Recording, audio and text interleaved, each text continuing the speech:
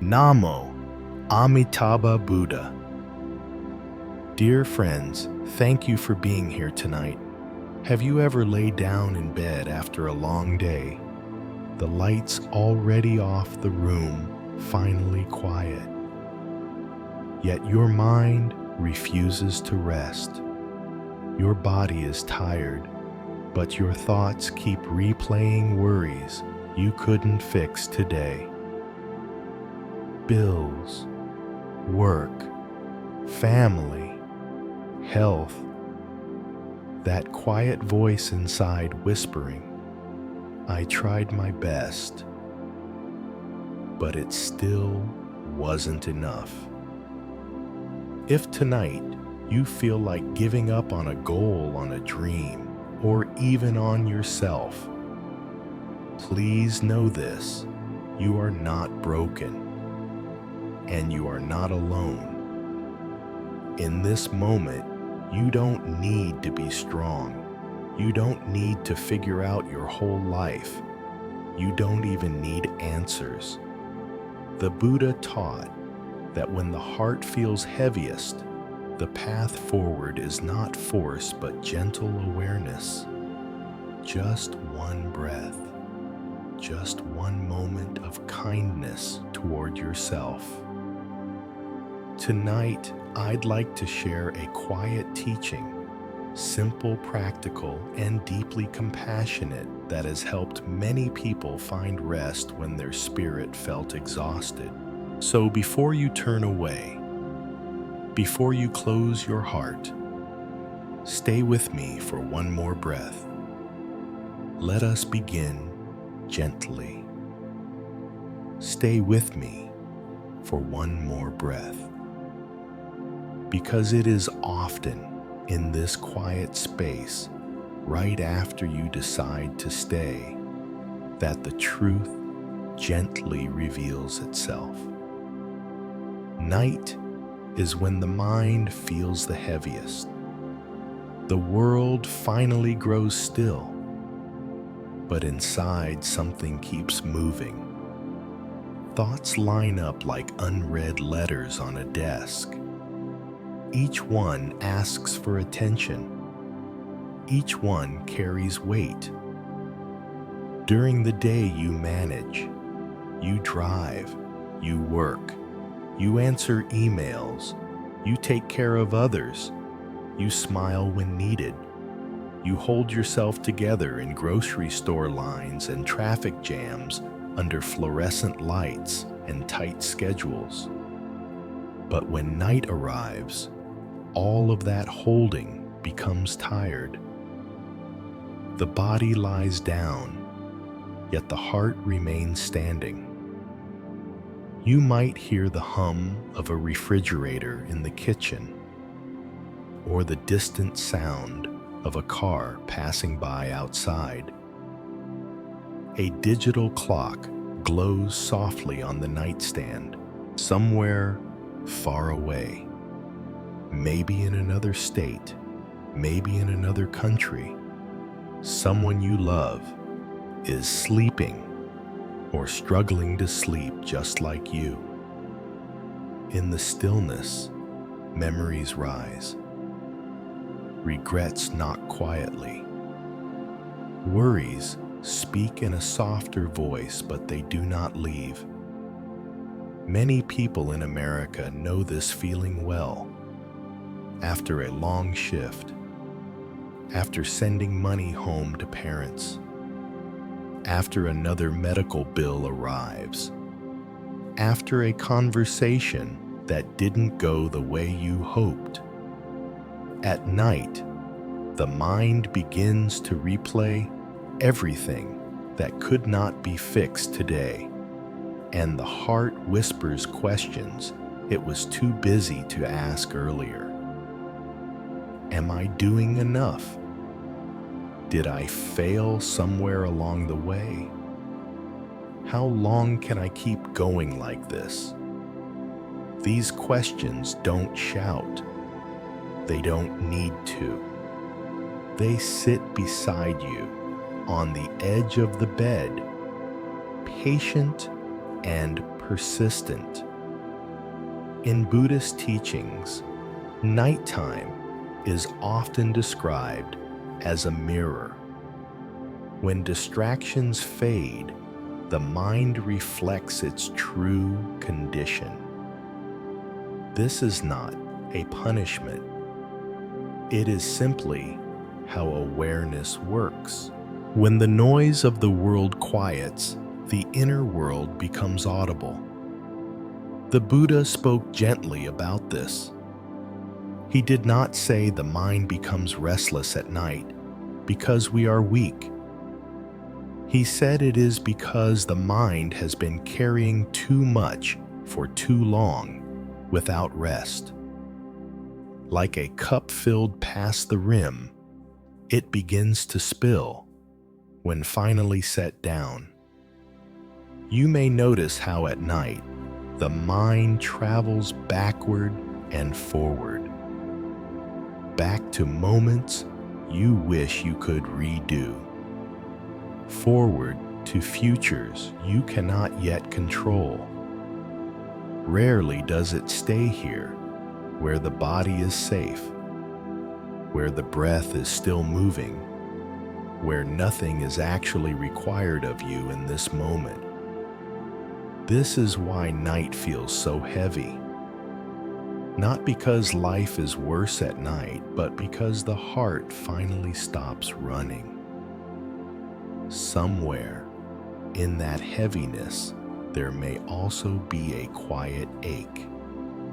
An ache not just for sleep, but for reassurance, for a sign that all this effort means something, that the struggles you carry are seen, that your life has value beyond productivity and achievement.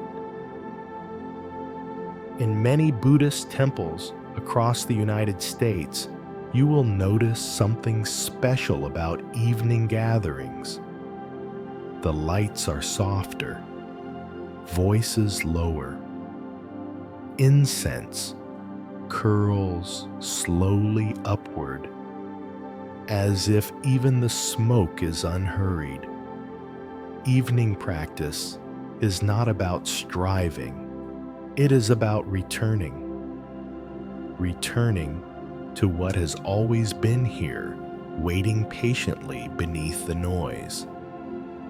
The Buddha understood that when the sun sets, the heart opens in a different way. Defenses loosen.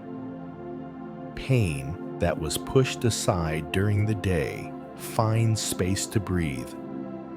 This is why compassion is so important at night, not the kind you give to others, but the kind you allow yourself to receive. If you listen closely, you may notice that beneath the worry, beneath the self-criticism, there is something softer.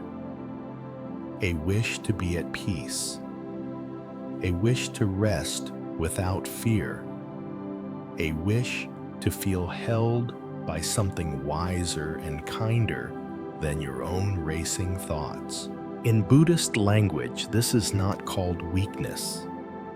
It is called a tender mind, a mind that has not given up on goodness even when it is exhausted.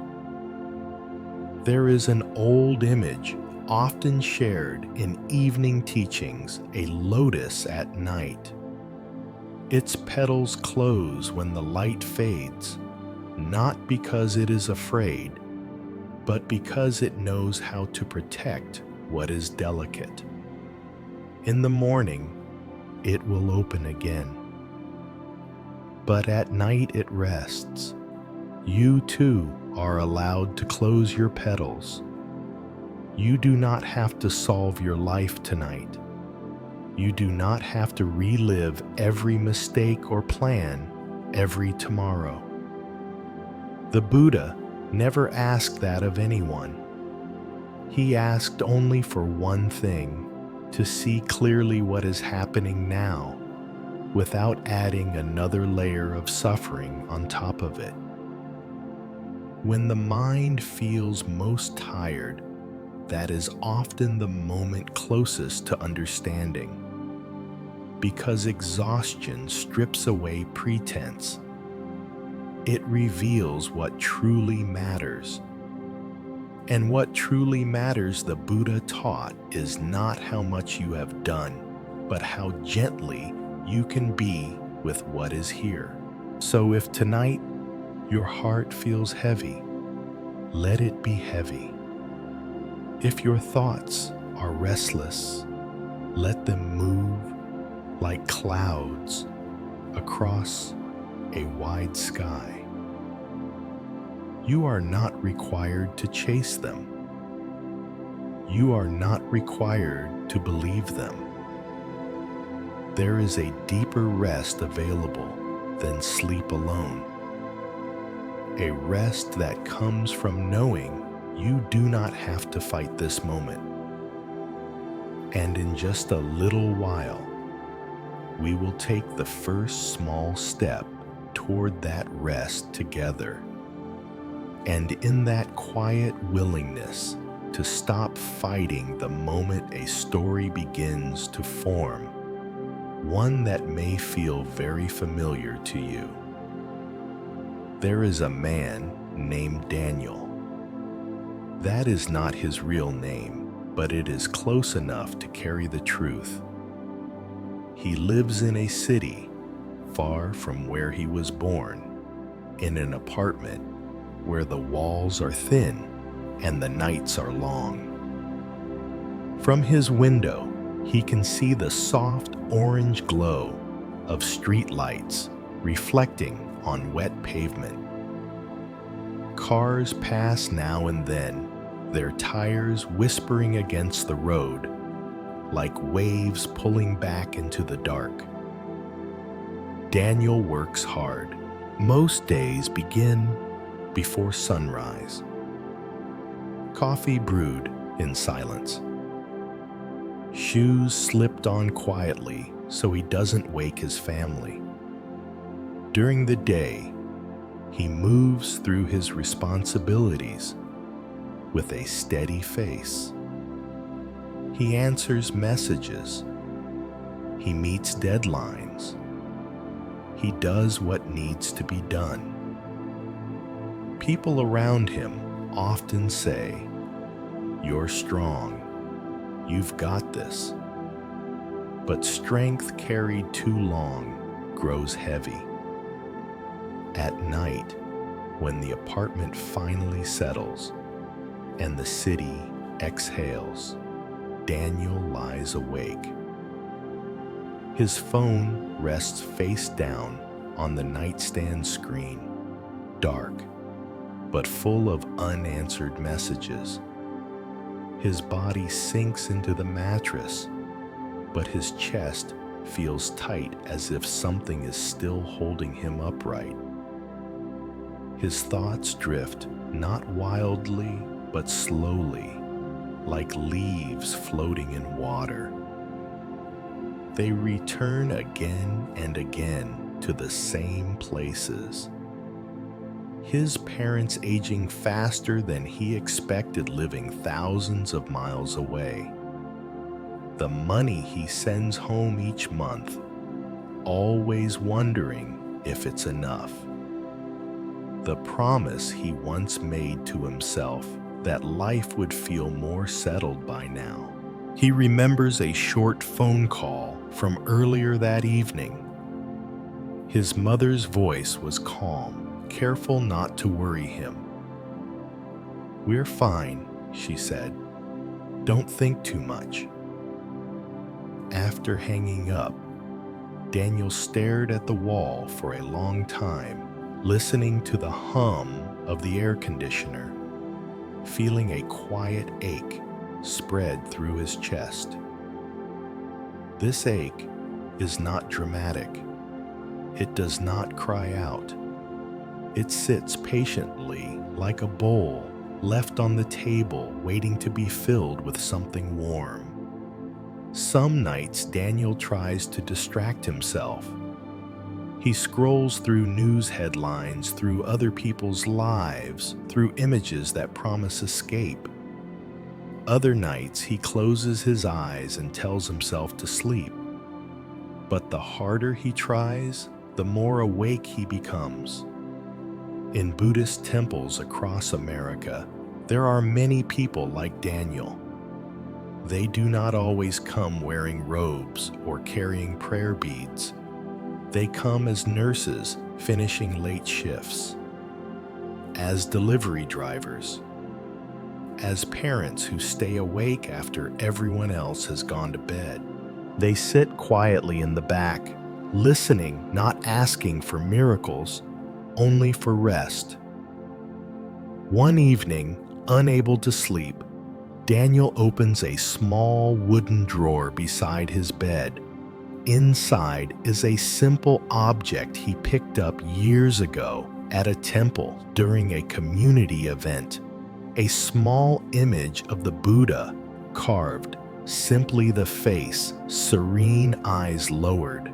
He places it gently on the nightstand next to the clock. The room does not change. The problems do not disappear. But something in Daniel's breathing slows just a little. He remembers something a monk once said during an evening talk. The monk's voice had been soft, almost like a whisper, carried by the smell of incense and the sound of a bell fading into silence. When the heart cannot rest, the monk said, it is often because it has been trying to carry everything alone. Lying there, Daniel realizes how rarely he allows himself to be held by anything other than his own effort. Even his worries feel like responsibilities, tasks he must solve before he earns the right to rest.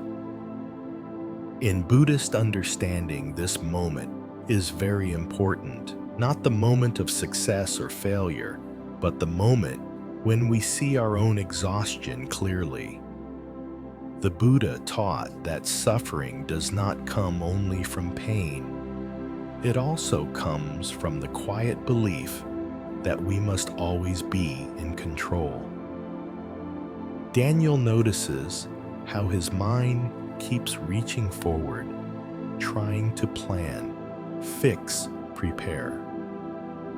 This movement feels automatic, like a reflex. In Buddhist language, this is sometimes called habit energy, the momentum of the mind repeating what it has always done. It is not a personal flaw. It is a pattern built over time, strengthened by necessity and fear. Seeing this, even briefly, brings a small shift. Daniel places one hand on his chest. He feels the warmth of his own body, the steady rhythm of his breath. For the first time that night, he does not ask it to change. Outside, a siren sounds faintly, then fades. Somewhere, a neighbor laughs softly. The city continues, but Daniel's attention rests closer to home. He whispers, almost without sound, just for tonight. Not a vow to fix everything, just permission to stop struggling. The Buddha taught that compassion begins not with grand acts, but with these small moments of honesty. To see the weight we are carrying, to admit we are tired, to let ourselves rest without guilt, even for a breath. Daniel does not suddenly fall asleep, but the tightness in his chest loosens. His thoughts, still present, no longer feel sharp. They drift more slowly now, like clouds passing through a wide sky. This is how the path often begins. Not with certainty, not with strength, but with a quiet recognition, I cannot carry this alone. And in that recognition, something opens just enough to let peace enter one breath at a time. And in that small opening, when the struggle softens and the breath returns, something important can finally be seen. The Buddha never called this moment weakness. He did not look at a tired heart and say, "You are failing." He looked at it and said, "You are human." So many of us have learned, especially in this culture, to equate worth with endurance. We are taught to push through, to stay strong, to keep going, no matter how heavy the load becomes. From a young age, we hear phrases like, "Don't fall behind, be resilient, handle it." And for a long time, this works. It helps us survive. It helps us build a life. But when night comes and the armor finally loosens, the cost of that strength begins to show. The Buddha understood this cost deeply. Long before modern psychology gave it names, he saw how the mind becomes exhausted, not from effort alone, but from the quiet pressure to never stop efforting. He taught that suffering does not arise because we feel pain. It arises because we resist pain, judge it, and turn it against ourselves. When the mind says, "I shouldn't feel this way," suffering doubles. In the Buddhist texts, there is a gentle truth repeated again and again. What we experience is shaped by conditions. When certain conditions are present, stress, responsibility, fear of loss, the mind reacts in predictable ways. Restlessness at night is not a personal failure. It is the natural response of a mind that has been holding too much without rest. The Buddha compared the mind to a bow. If it is pulled too tight for too long, it loses its flexibility. Not because it is defective, but because it has been strained beyond its natural capacity. Wisdom, he taught, is knowing when to loosen the string. This is where many people misunderstand Buddhist practice. They think it asks us to be tougher, more disciplined, more controlled. But the Buddha's path is not about hardening the heart. It is about understanding the heart well enough to stop punishing it. When Daniel lay awake in his bed, staring at the soft shadow of the ceiling fan turning slowly above him, he was not witnessing weakness. He was witnessing the result of causes and conditions. Years of responsibility. Love expressed through sacrifice. Fear of letting others down. None of these are faults. They are expressions of care. In Buddhism, care without balance becomes suffering. The Buddha spoke of something called right effort. This does not mean pushing harder. It means applying effort with wisdom, knowing when to act and knowing when to rest, knowing when to hold on and knowing when to release. At night, when the body is asking to lie down, but the mind refuses to follow, this is often a sign that effort has gone beyond wisdom. The mind is still trying to protect, to plan to prevent future pain. It believes that if it stays alert, something bad can be avoided. The Buddha did not scold this instinct. He recognized it as fear dressed up as responsibility. There is a teaching where the Buddha speaks about two arrows. The first arrow is the pain. We cannot avoid fatigue, loss, uncertainty. The second arrow is the one we add ourselves, the self-blame, the harsh inner voice, the belief that feeling tired means something is wrong with us. The Buddha taught that awakening begins when we stop shooting the second arrow. When you lie awake at night, replaying the day, questioning your worth, measuring yourself against impossible standards, it is often the second arrow that hurts the most. The body may be tired, but the mind is bruised. In temples across the United States, especially during evening meditation, teachers often remind practitioners of this simple truth: you do not need to defeat your mind to find peace. You need to understand it. Understanding begins with seeing clearly what is happening without judgment. Notice how the mind tightens when it tells a story of failure.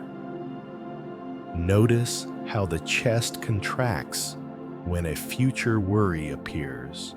Notice how the breath shortens when the inner voice becomes harsh.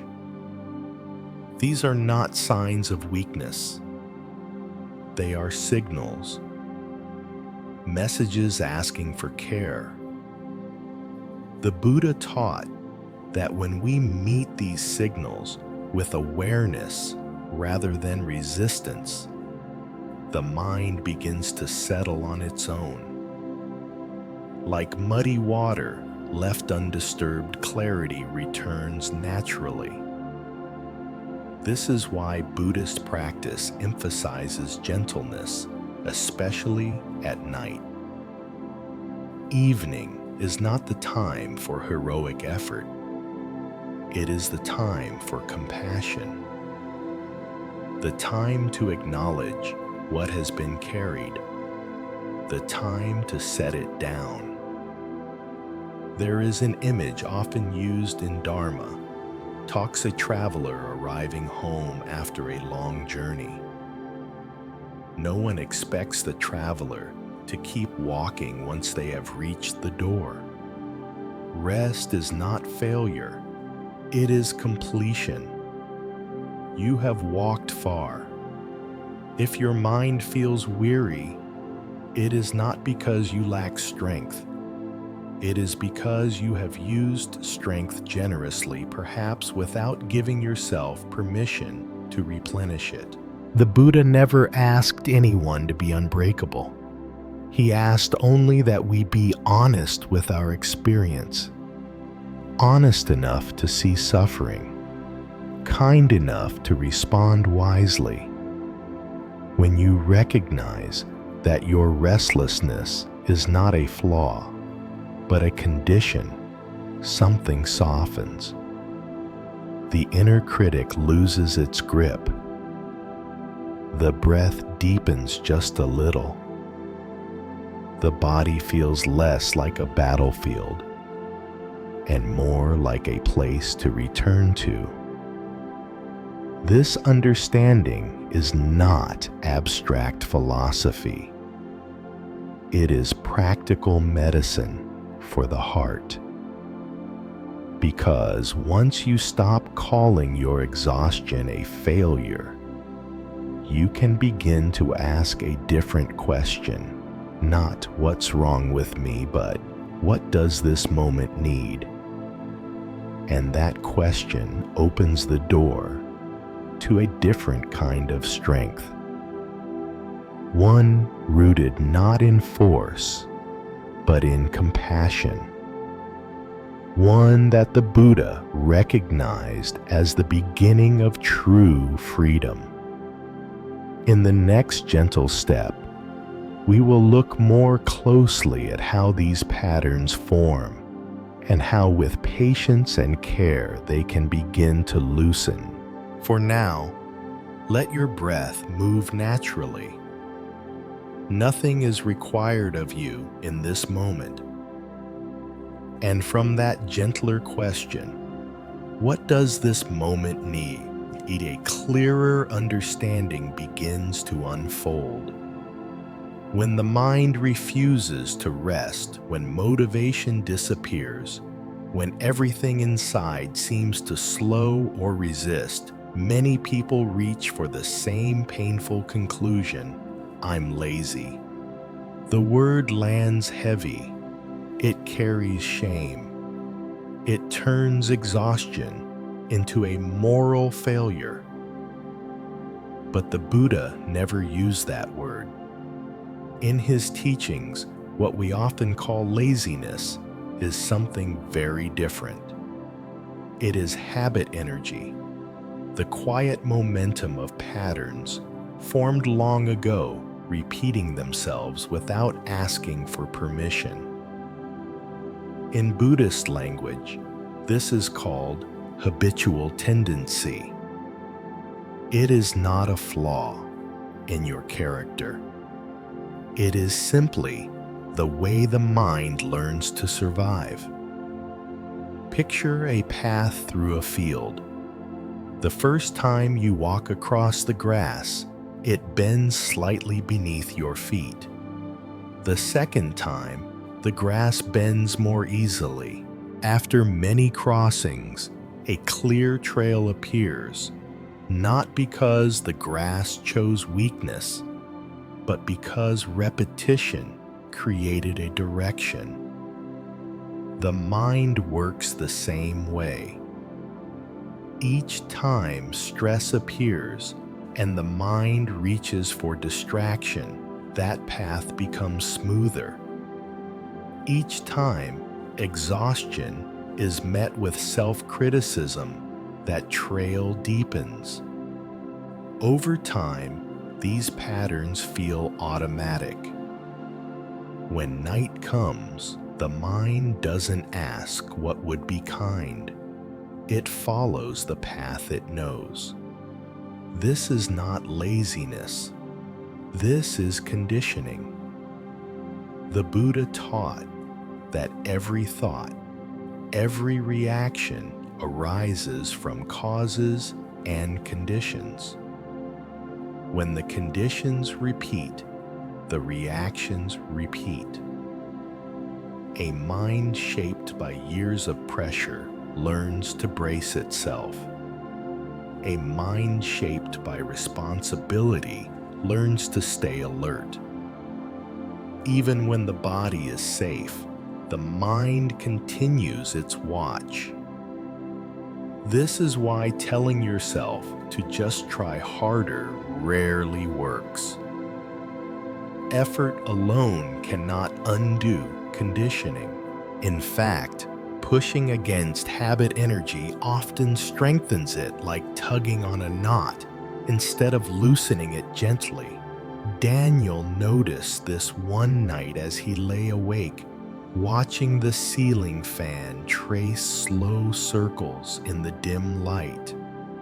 Each time he told himself, "You need to sleep," his chest tightened. Each time he judged his restlessness, his thoughts grew louder. The harder he tried to force calm, the further it slipped away. Then something small happened. He remembered a teaching he once heard during a short retreat.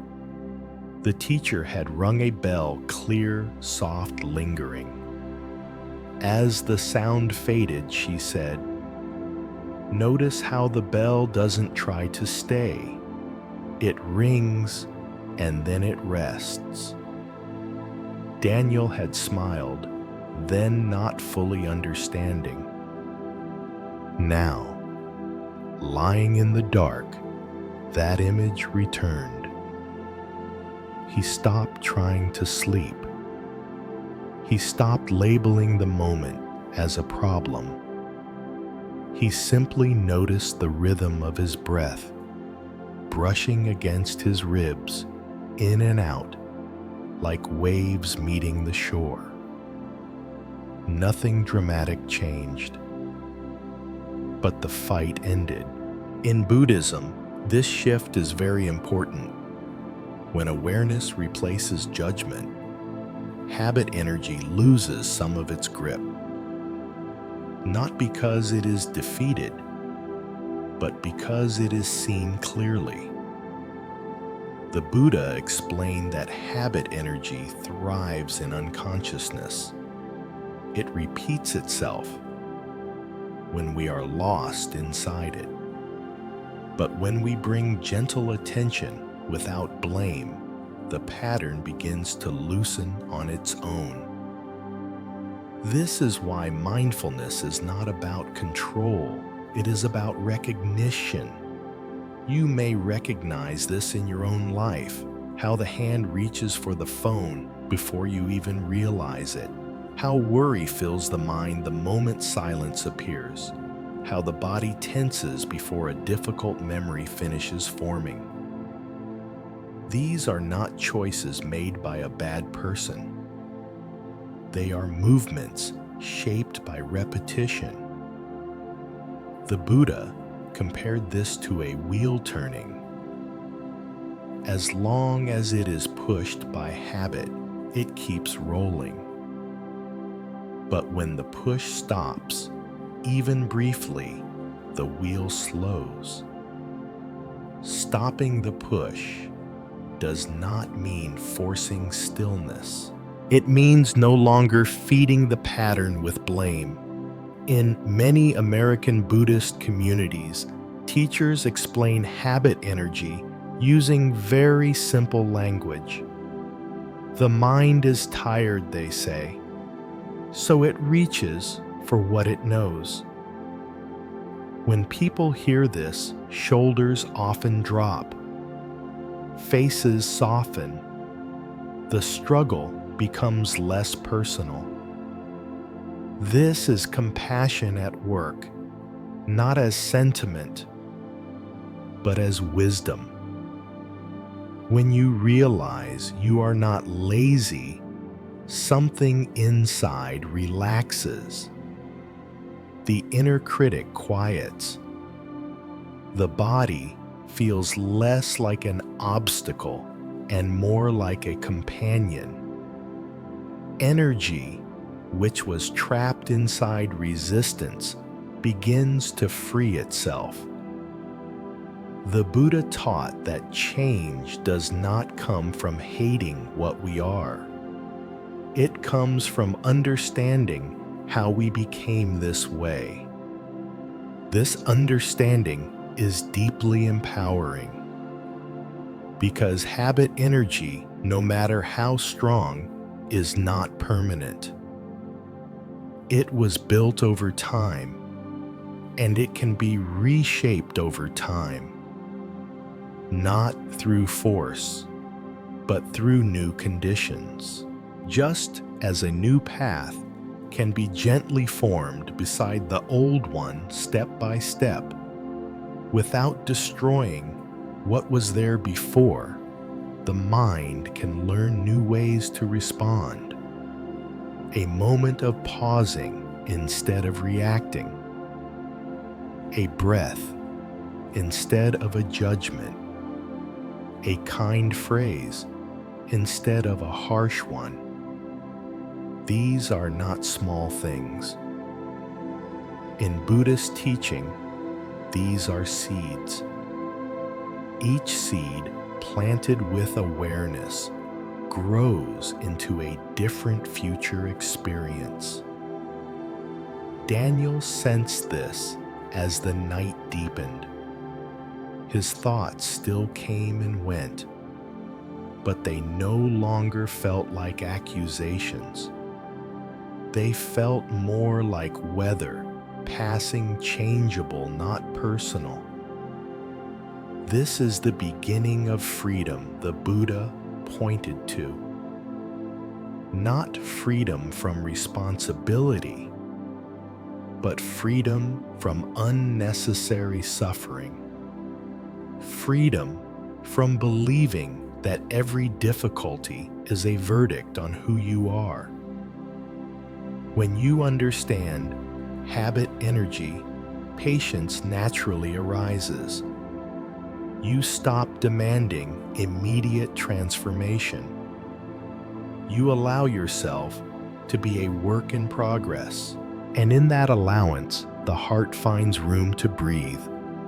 So if you have been calling yourself lazy, unmotivated, or weak, gently set those words down.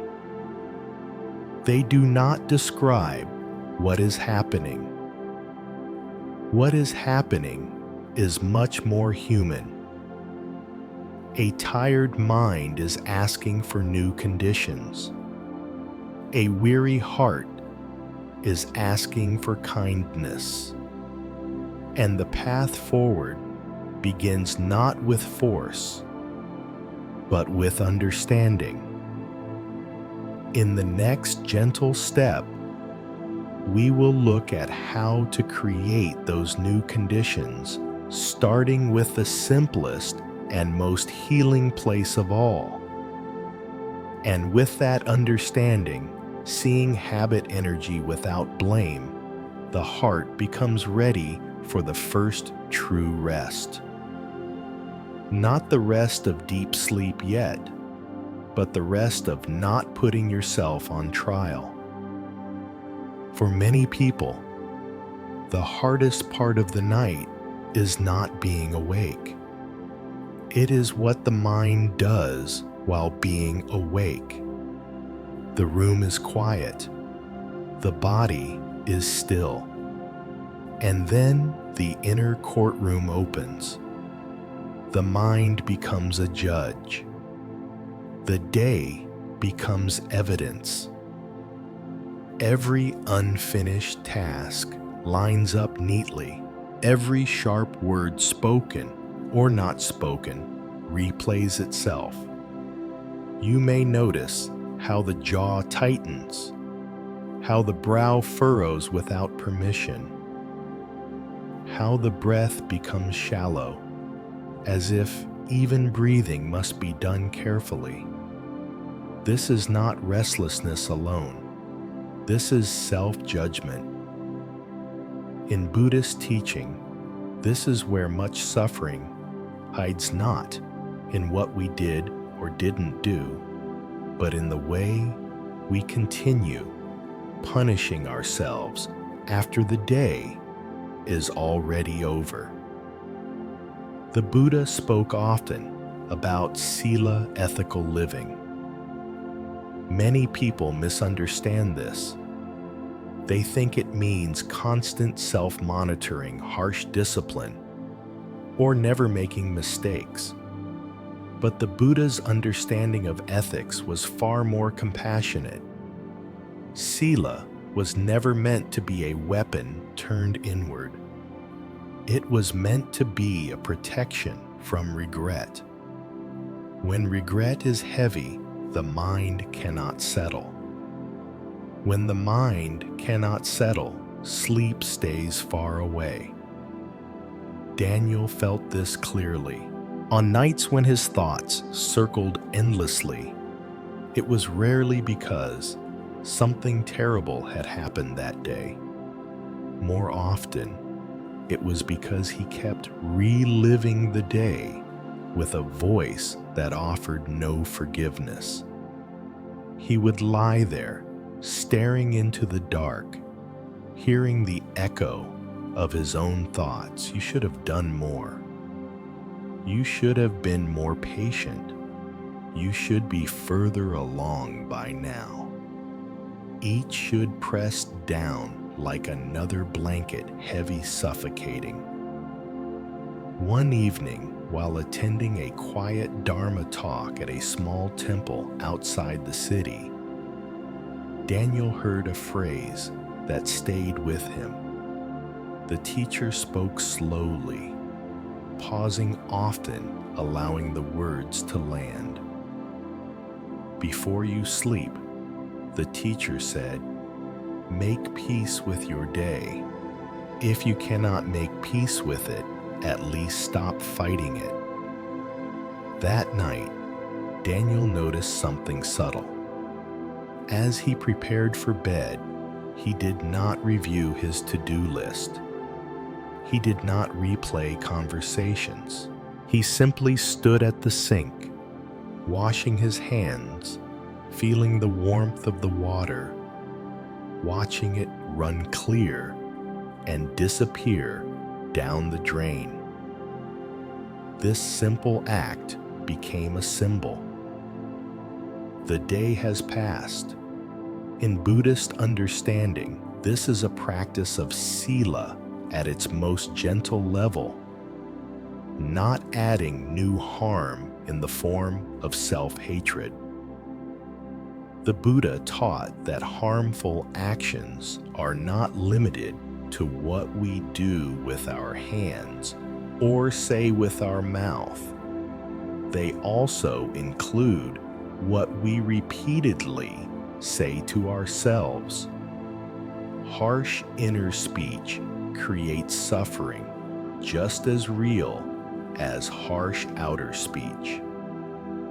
So tonight, the practice is not to perfect your life.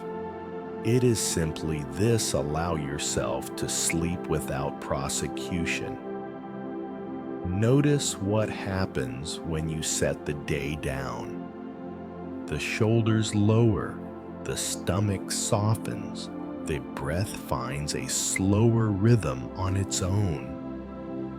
This is not giving up on responsibility.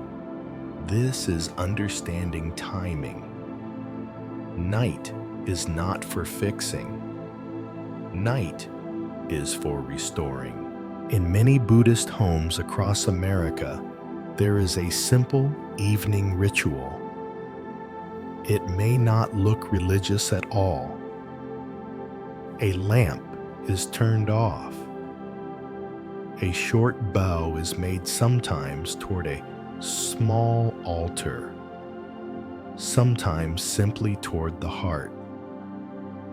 The gesture says, I did what I could today. No drama, no ceremony, just acknowledgement. The Buddha understood human limits. He never asked anyone to live without error. He asked only that we learn without cruelty. When you lie down and tell yourself, I am allowed to rest, even if today was imperfect, something powerful happens. The mind no longer needs to stay alert. It no longer needs to argue its case. It is released from duty. This is how ethical living supports rest. Not by demanding purity, but by ending the cycle of regret. If there were moments today you wish had gone differently, you can note them gently, not as evidence, but as information. Tomorrow, they may guide wiser action. Tonight, they do not need to follow you into bed. The Buddha taught that wisdom knows where to place effort and where to withdraw it. Withdraw effort now. You may notice that when judgment fades, the body responds almost immediately. The breath deepens. The heartbeat steadies. The face unseen in the dark softens. Even the hands release their quiet grip. This is the body recognizing safety. Sleep begins not when problems disappear, but when the nervous system feels it no longer has to defend itself. And nothing tells the nervous system you are safe more clearly than kindness toward yourself. So, if tonight your mind begins to list failures, you can answer softly, not with argument, but with compassion. I see you. I hear your concern. We can rest now. These words are not indulgence. They are medicine. The Buddha's path begins with this kind of care. Care that creates space. Space that allows the heart to breathe. Breath that leads naturally toward peace. You do not need to resolve your life tonight. You only need to stop condemning yourself in the dark. And when the judgment quiets, even a little, the door to deeper calm begins to open. In the next gentle step, we will learn how to help the mind settle even further, not by forcing silence, but by giving it something steady and kind to rest upon. And as the weight of self-judgment loosens, the mind naturally looks for something steady, something gentle enough to rest upon. This is where many people hear about chanting the Buddha's name and quietly hesitate. They wonder, am I asking for something? Do I have to believe in miracles? Is this about begging the universe to fix my life? The Buddha never taught it that way. When the practice of chanting the Buddha's name, often called Nyanfo, or reciting the Buddha's name, was shared across generations, it was not offered as a request for favors. It was offered as an anchor. An anchor does not stop the waves. It simply keeps the boat from drifting too far. At night, the mind drifts easily. Thoughts pull it into the past, then throw it into the future. Even when the body is still, the mind wanders endlessly, searching for solid ground. Chanting the Buddha's name gives the mind that ground. In many Buddhist homes in America, this practice happens very simply. A light is dimmed. A small candle flickers beside a picture of the Buddha or a quiet corner of the room. Sometimes there is no altar at all, just a moment of stillness before sleep. The words may be spoken softly, almost as a whisper. Namo, Amitābha Buddha. As the sound moves through the chest, the breath begins to follow it naturally.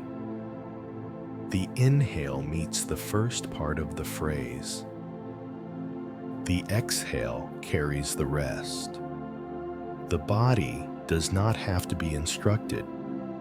It remembers how to settle when given a rhythm that is kind.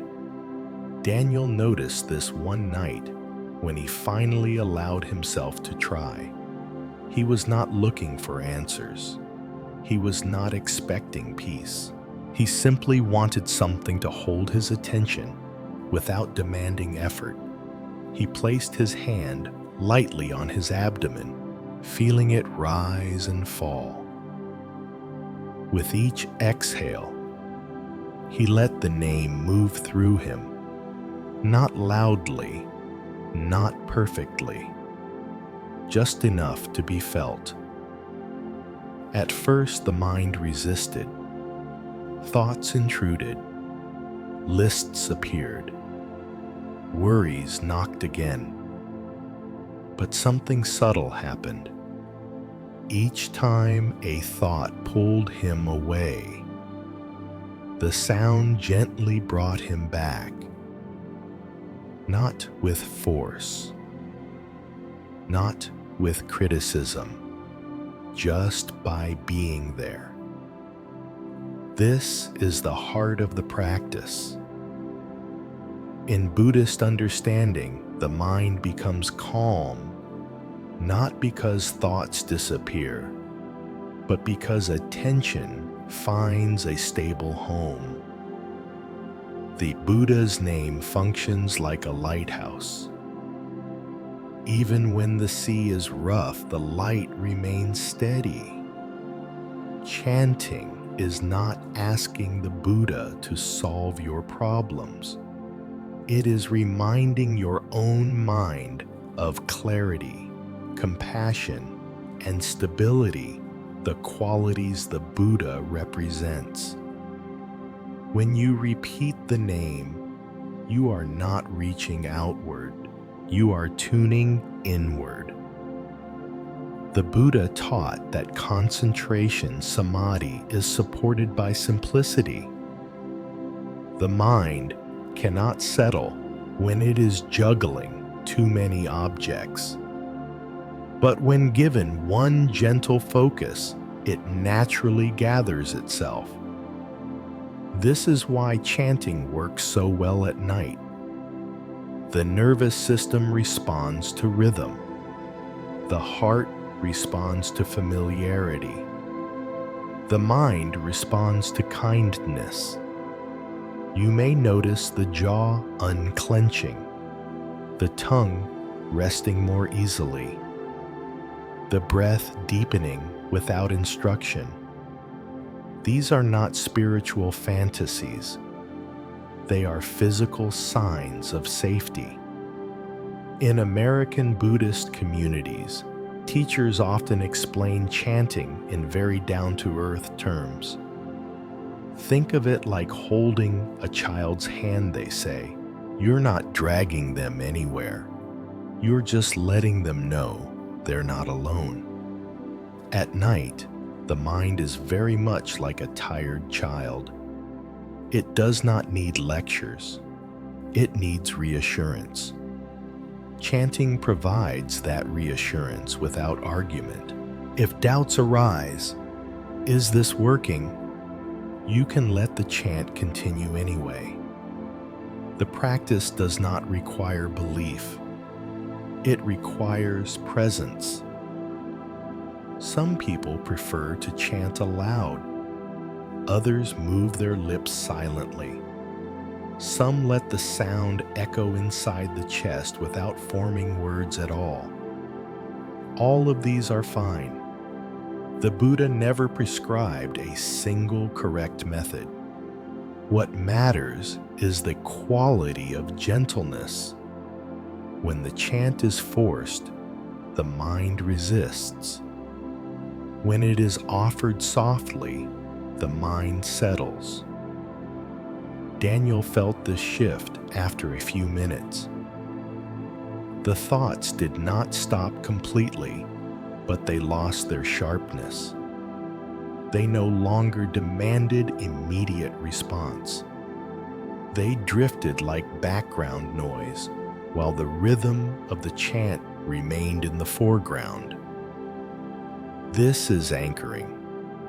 In Buddhist teachings, this anchoring has another layer of meaning. Each time you return to the chant, instead of following a worry, you are creating a new condition. A new habit energy begins to form, one associated with calm rather than tension.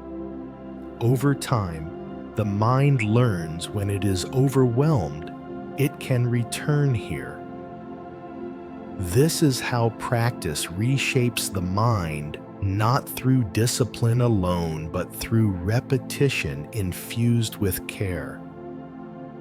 You may also notice that chanting opens the heart. The sound carries warmth.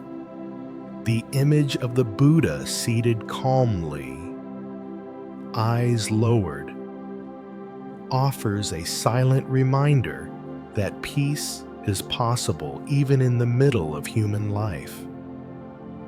For many people, especially those living far from family or carrying quiet grief, this presence is deeply comforting. It feels like being accompanied through the night. The Buddha never promised to remove all suffering, but he promised a path that does not abandon us when suffering appears. Chanting is one expression of that promise. If tonight you choose to try this practice, let it be simple. There is nothing to prove, no standard to meet. You can rest your attention on the sound, the breath, the gentle vibration in the chest. When the mind wanders, you guide it back, the same way you would guide a loved one, patiently without scolding. This is not a request for rescue. It is an act of trust. Trust that the mind can settle when given the right support. Trust that peace does not need to be forced. Trust that you are allowed to be held by something steady, even if just for a few minutes.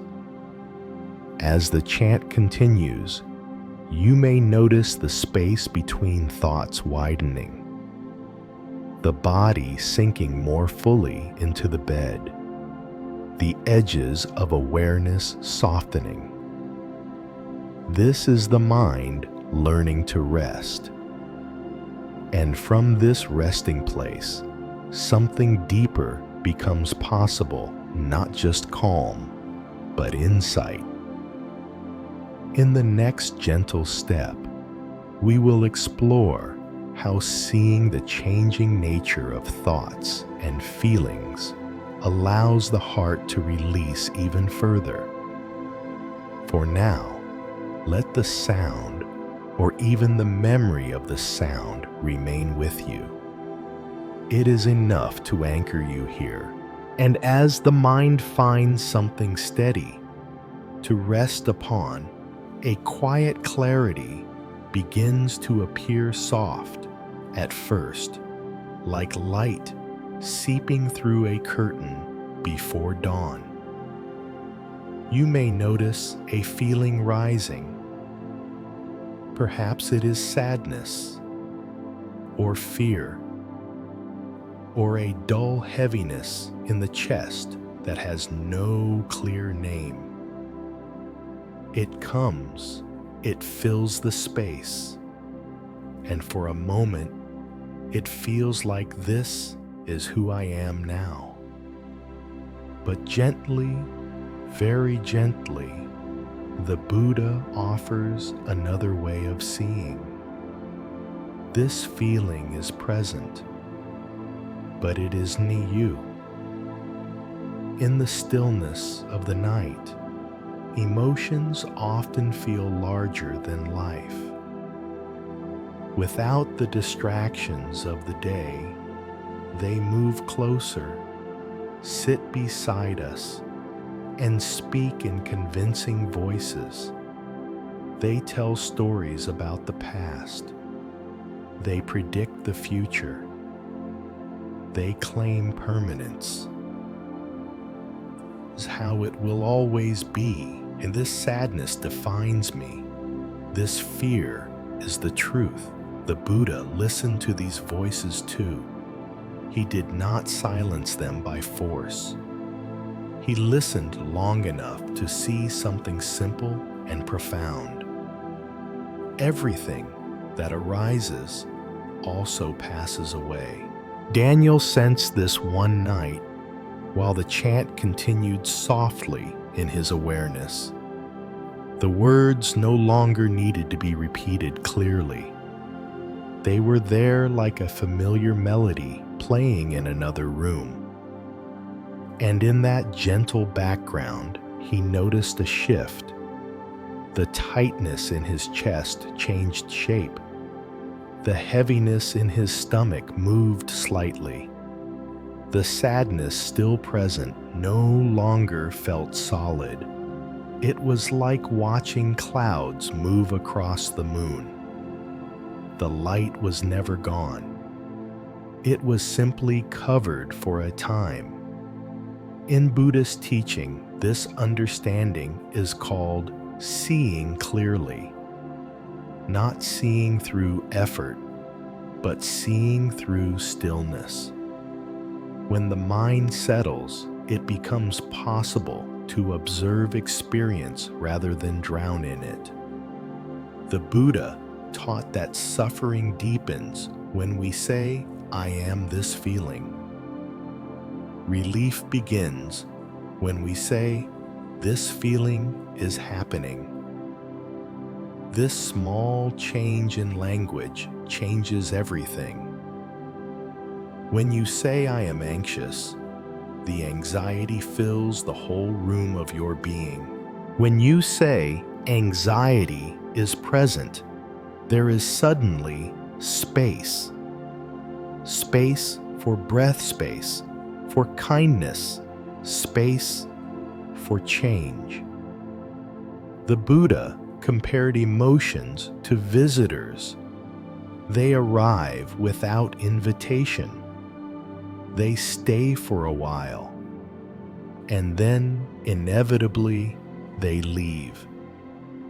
Our suffering comes not from their arrival, but from locking the door behind them and insisting they live with us forever. At night, when the heart is tender, emotions knock more loudly. But if you listen closely, you may notice they knock in waves. A thought appears. A feeling follows. Then both fade, even if only slightly. This fading is not something you have to make happen. It is already happening. Daniel watched this with quiet curiosity. A memory would surface, his father's voice, tired but proud. The ache would rise. Then, after a few breaths, it softened. Another thought came. Another feeling followed. And again, it shifted. For the first time, he did not try to hold on to the calm or push away the pain. He simply noticed the movement. In Buddhist practice, this noticing is a form of wisdom. Wisdom does not argue with experience. It observes its nature.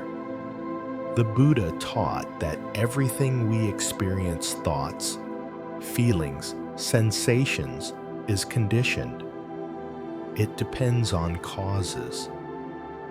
When the causes change, the experience changes. This is not philosophy. It is something you can see directly, especially at night, when the mind is quiet enough to notice subtle shifts. If you listen closely now, you might hear it too. The breath changes temperature as it enters and leaves the body. The weight of the blanket shifts as you exhale. A sound arises somewhere outside, then disappears. Nothing stays fixed. This includes your emotions, even the ones that feel ancient. even the ones that feel personal, even the ones you have carried for years. The Buddha did not ask anyone to deny their feelings. He asked them to see their true nature, to see that feelings are events, not identities. This is deeply freeing, because if a feeling is not who you are, then it does not get to decide your worth. It does not get to define your future.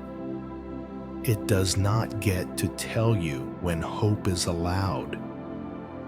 In American Buddhist communities, teachers often use very simple images to explain this. Imagine sitting by a river, they say. Leaves float by. You don't have to jump in and follow each one. You can sit on the bank and watch. Tonight, your bed can be that riverbank. Thoughts may pass. Feelings may rise and fall. You remain. This does not mean you are separate from life. It means you are larger than any single moment of it. Daniel felt this realization, not as an idea, but as a softening. His face, unseen in the dark, relaxed. The corners of his mouth loosened. His hands, which had been curled, slightly opened on the mattress. The body recognized the truth before the mind put words to it.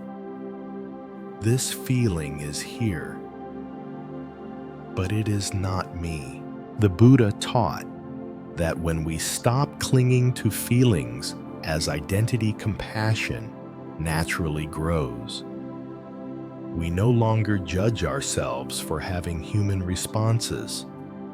We no longer panic when pain appears. We trust its impermanence. This trust does not make life shallow. It makes it bearable. If sadness is present tonight, you can sit with it gently.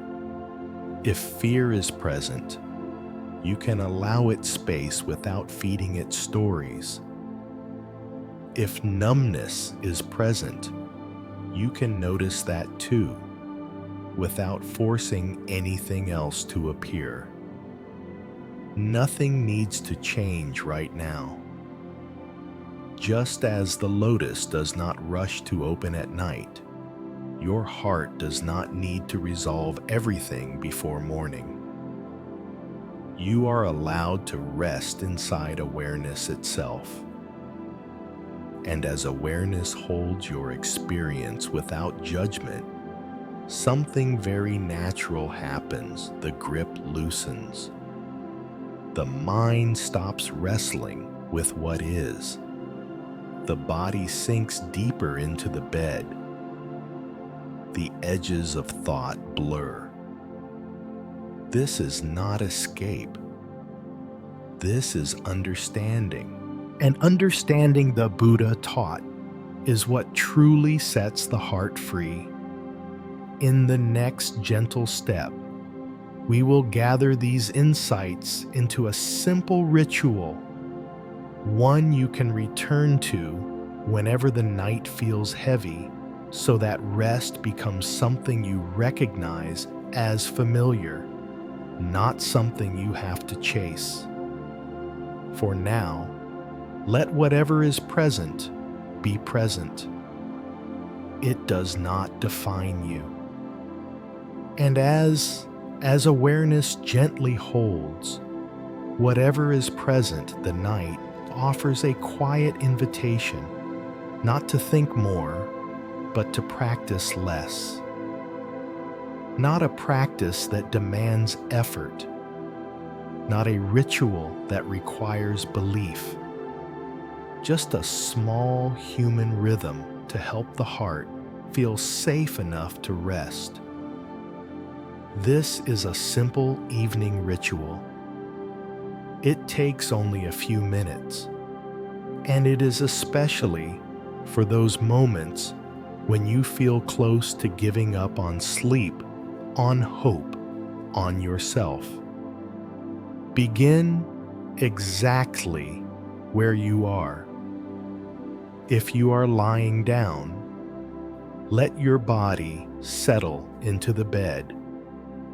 Notice how the mattress receives your weight without asking questions. Your shoulders sink first, then your hips, then the back of your head resting where it naturally wants to rest. If your eyes are open, let them soften. If they close on their own, allow that too. The room may not be perfectly quiet. A car might pass. A clock might tick. Let those sounds be part of the night, like distant waves. Nothing here needs to be controlled. Now bring one hand to your chest or your abdomen, wherever you feel the breath most clearly. Feel the gentle rise, the gentle fall. No need to breathe deeply. Just notice what is already happening. This is the first step. In Buddhist teaching, this is called coming home to the body. When the mind has wandered all day, the body is where it can finally rest. Take one slow breath in and one slow breath out. As you exhale, imagine the day leaving you, not dramatically, not all at once, but like sand slipping quietly from your hands. Meetings, worries, words you wish you had said differently. Let them fall where they belong in the past. Now, very gently offer yourself a simple phrase. You can say it silently or let it move through your breath. I did what I could today. Notice what happens when you say this not as a declaration, but as permission. The muscles around the eyes soften. The jaw loosens. Something unclenches in the chest. This is not an excuse. It is acknowledgement. In the Buddha's path, acknowledgement is the doorway to peace. If another voice responds, but it wasn't enough, you don't need to argue. You can answer softly, for tonight it is enough. That is the second step. Now allow the gentle anchor to return. If chanting the Buddha's name feels natural to you, let it appear again quietly like a familiar friend. Namo Amitābha Buddha. Let the sound or even the memory of the sound move with your breath. Inhale gently. Exhale, letting the phrase flow out like warm air on a cold night. You don't need to count. You don't need to be precise. You don't need to finish a certain number. Let the rhythm find you. If chanting doesn't feel right tonight, that is okay. You can simply rest your attention on the breath itself, or on a simple image, a candle flame steady in still air, a lotus closed for the night, a quiet lake reflecting the moon. The Buddha taught that concentration is not about narrowing the mind harshly. It is about giving the mind something kind to stay with. As you continue, thoughts will come, plans, memories, doubts. When they do, notice how they arrive and notice how they leave. You don't need to follow them. You don't need to push them away. Each time you realize you've drifted gently, return to the breath, to the phrase, to the image. This returning is not failure. It is the practice itself. In Buddhist wisdom, every return is a moment of awakening. You may notice the body responding. The breath grows slower. The heartbeat steadies. The hands feel warmer. The space behind the eyes widens as if a window has been opened inside. This is the nervous system recognizing safety. Now comes the third step, very quiet and very powerful. Bring to mind one person you care about. It might be a parent, a child, a partner, a friend, or even someone far away you haven't spoken to in a long time. You don't need to picture their face clearly. Just sense their presence. With your next exhale, offer a simple wish. May you be at peace. You don't need to know how peace will come to them. You are not responsible for that. You are simply opening the heart. Then gently, almost as an afterthought, include yourself. May I be at peace too. In Buddhist practice, this is how the heart heals. Not by separating self and others, but by remembering they belong to the same field of care. If emotions arise here, tenderness, sadness, longing, let them be. They are signs that the heart is alive, not broken. Stay with this for a few breaths. You may notice something subtle now. The effort has dropped away. There is nothing left to do. The ritual has done its work, not by fixing anything, but by rearranging the inner climate. This is what the Buddha meant by skillful means. The practice meets you where you are, not where you think you should be. If sleep comes, let it come. If it doesn't, let rest still be rest. You are not required to fall asleep to benefit from this moment. Even lying here breathing, no longer fighting yourself, is already healing. The lotus does not open at night. It rests, gathering strength quietly. So can you. You may choose to return to this small ritual tomorrow night, or only when the heart feels heavy. There are no rules, only gentle guidance. This is not about becoming a better person. It is about becoming a kinder companion to yourself. And when the heart feels held by breath, by rhythm, by simple goodwill, giving up no longer feels necessary. Rest becomes possible, even now. And as the night settles more deeply around you, something quiet and beautiful begins to reveal itself.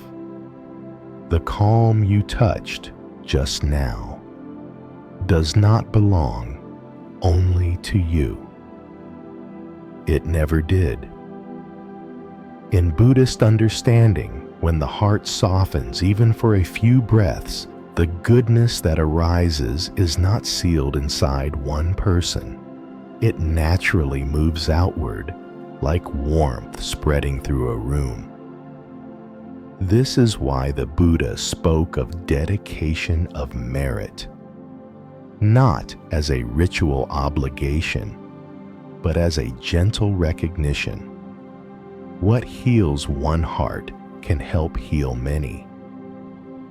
You may notice this instinct already lives inside you. When you feel a moment of peace, you think of someone you love and wish they could feel it too. When you find rest, you hope those who are struggling might find rest as well. When the heart is no longer clenched, it opens naturally toward others. This is not something you need to force. It happens on its own, like a candle lighting another candle without losing its flame. So in this quiet closing, let your attention move gently outward. Picture someone who has been on your mind lately. It may be a parent whose voice sounds thinner each time you call. A child facing a world that feels uncertain. A partner carrying worries they rarely speak aloud. Or a friend who smiles in public but struggles alone at night. You don't need to fix their life. You don't need to know the right words. Simply hold them in your awareness the way you would hold a fragile bowl with care without squeezing. Notice how the chest warms slightly when you do this. Notice how the breath deepens, as if the heart recognizes its own purpose. In Buddhist practice, this is called sharing the goodness. The Buddha taught that wholesome states of mind grow stronger when they are offered freely. Peace multiplies when it is not hoarded. So very softly, you might offer a simple dedication in your own words or in silence. May any calm I have found tonight reach those I love. May they be safe. May they be at ease. There is no magic here. There is sincerity. And sincerity, the Buddha taught, is powerful. Many people in America carry love across great distances, across states, across oceans, across time zones. Even when we cannot be physically present, the heart continues to reach. This dedication honors that invisible connection. It says, I remember you. I carry you gently.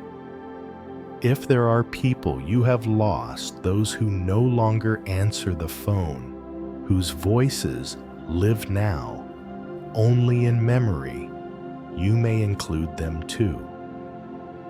In Buddhist understanding, love does not end when the body does. Intention still moves. Kindness still matters. Offer them peace. Offer them rest.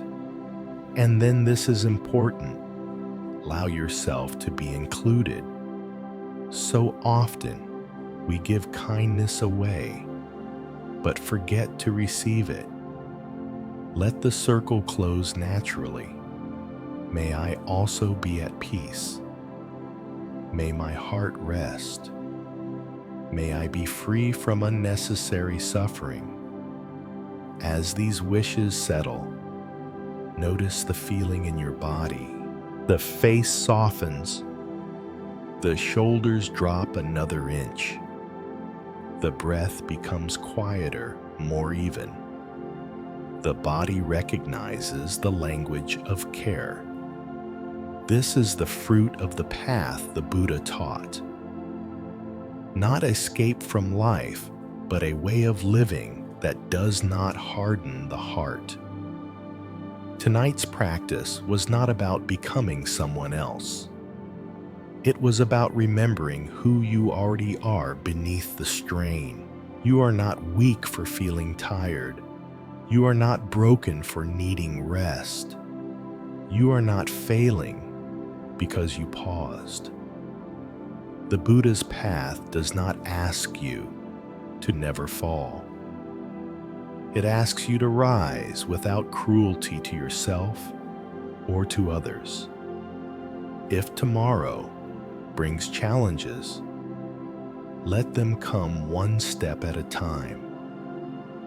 You do not need to carry tomorrow into this bed. You can meet it later with a heart that has been allowed to rest. For now, let the night do its work. If sleep comes, welcome it. If it doesn't, let this stillness be enough. And if these words have brought you even a small sense of companionship, you may wish to pass that kindness along. A quiet share, a gentle message, a whispered prayer for someone you know who is struggling. These small acts are how goodness travels. If you feel drawn to continue this journey, you are always welcome here. We gather not to be perfect, but to be human together. May you be well. May you be safe. May you be held by the same peace you wish for others. And as you rest now, know this: you did not give up tonight. You chose care instead. That choice matters. Sleep gently